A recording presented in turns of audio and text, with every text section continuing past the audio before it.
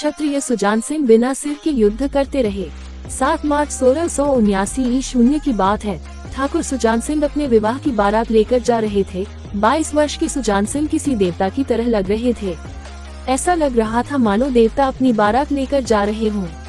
उन्होंने अपनी दुल्हन का मुख भी नहीं देखा था। शाम हो चुकी थी, इसलिए रात्रि विश्राम के लिए छापोली में पड़ाव डाल दिए। कुछ ही क्षणों में उन्हें गायों में लगे घुंघरुओं की आवाजें सुनाई देने लगी। आवाजें स्पष्ट नहीं थी, फिर भी वे सुनने का प्रयास कर रहे थे, मानो वो आवाजें उनसे कुछ कह रही थी। सुजान सिंह ने अपने लोगों से कहा, संभवतः ये चरवाहों की आवाज है, जरा सुनो वे क्या कहना चाहते हैं। गुप्तचरों ने सूचना दी कि युवराज, ये लोग कह रहे हैं कि कोई फौज देवले कर आई है। वे चौंक पड़े। कैसी फौज, किसकी फौज, किस मंदिर पे आई है? उत्तर आया, युवराज, ये औरंगजेब की बहुत ही विशाल सेना है, जिसका सेनापति दराबा खान है, जिसने खंडेला के बाहर पड़ाव डाल रखा है। कल खंडेला स्थित श्री कृष्ण मंदिर को तोड़ दिया जाएगा, ऐसा उसका निर्णय हो चुका था। एक ही पल में सब कुछ बदल गया। विवाह प्रफुल्लित मुख अचानक कठोर हो चुके थे, कोमल शरीर वज्र के समान कर्कश हो चुका था। जो बाराती थे वे सेना में बदल चुके थे। वे अपनी सेना के लोगों से विचार विमर्श करने लगे। तब उनको पता चला कि उनके साथ मात्र 70 लोगों की एक छोटी सी सेना थी। तब वे रात्रि के समय में बिना एक पल गंवाए पास के गांव से कुछ लोग एकत्रित कर लिए। करीब 500 घुड़सवार अब उनके पास हो चुके थे। अचानक उन्हें अपनी पत्नी की याद आई, जिसका मुख भी वे नहीं देख पाए थे, जो डोली में बैठी हुई थी। क्या बीतेगी उस पे, जिसने अपनी लाल जोड़े भी ठीक से नहीं देखा हो। वे अनेक प्रकार के विचारों में खोए हुए थे। तभी उनके कानों में अपनी मां को दिए वचन ध्यान आए, जिसमें उन्होंने क्षत्रिय धर्म को न छोड़ने का वचन दिया था। उनकी पत्नी भी सारी बातों को समझ चुकी थी।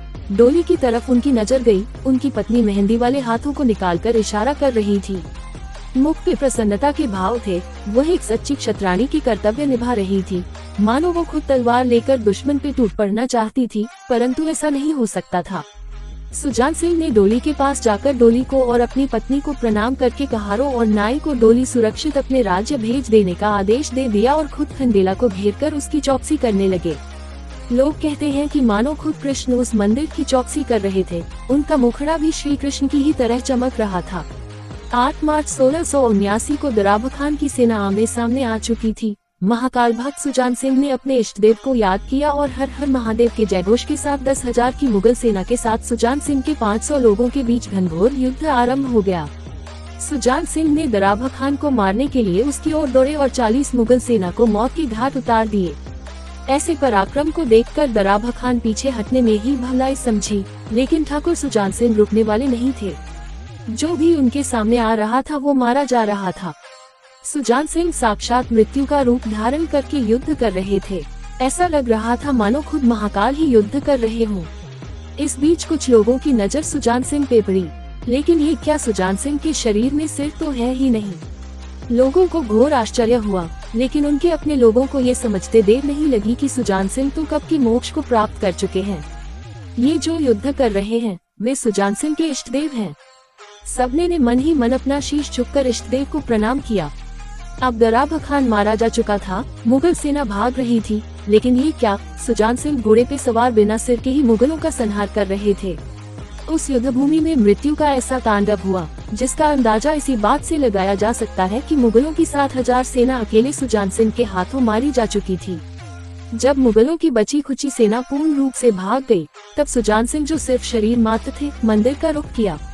इतिहासकार कहते हैं कि देखने वालों को सुजान के शरीर से दिव्य प्रकाश का तेज निकल रहा था, एक अपूर्व आश्चर्य करने वाला प्रकाश निकल रहा था, जिसमें सूर्य की रोशनी भी मंद पड़ रही थी। ये देखकर उनके अपने लोग भी घबरा गए थे और सब एक साथ श्री कृष्ण की स्तुति करने लगे। घोड़े से नीचे उतरने के बाद सुजान सिंह का शरीर मंदिर की प्रतिमा के सामने जाकर लुढ़क गया और एक शूरवीर योद्धा का अंत हो गया। माँ भारती के इस शूरवीर योद्धा को कोटि कोटि नमन।